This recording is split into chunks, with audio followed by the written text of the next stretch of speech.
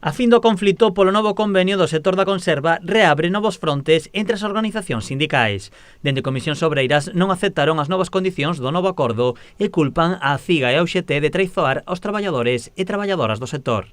Y que la patronal diga es un maravilloso acuerdo nos deja claro lo que pretendían y lo que pretenden, que es vulnerar los derechos de los trabajadores y trabajadoras de la conserva que salieron a la calle. No éramos 20 amigos, ni éramos 250, éramos miles de personas que reclamamos un convenio justo. Y la traición se consumó hace 2 días en Madrid, donde ni los propios miembros de Comisiones Obreras tuvimos sitio para sentarnos. As súas críticas van destinadas principalmente a dúas cuestións. A primeira delas é a fenda salarial. Dende Comisións Obreiras non creen que este convenio vai a poder garantir a igualdade retributiva entre homes e mulleres. El convenio no arregla aquello que nos pedían las trabajadoras y los trabajadores, que era que de una vez por todas pudiéramos acabar con esa brecha salarial que discrimina al 85% de las mujeres que trabajan en el sector, porque al igual trabajo hacen o cobran un 25% menos que los hombres. Comisións Obreiras non aproba que a equiparación salarial dependa dun comité no que participa a patronal.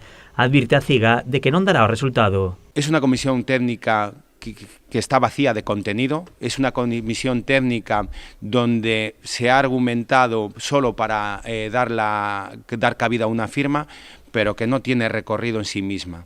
Tampouco están a favor da cuarta quenda, unha xornada que afectará aos novos traballadores que desempeñarán as súas tarefas en horario de fin de semana e festivos. Porque se condena a todos los trabajadores y trabajadoras que se quieran incorporar a este sector, que ya no es un sector que sea muy atractivo, a que tengan que pasar obligatoriamente a trabajar los sábados, los domingos y los festivos. Con una firma, la UGT y la CIGA han obligado a todos los trabajadores que quieran incorporarse a este sector a trabajar así. Dende Comisións Obreiras advirten que continuarán loitando e reuníndose cos diferentes comités de empresa para poder mellorar, dentro do posible, as condicións laborais das traballadoras e traballadores.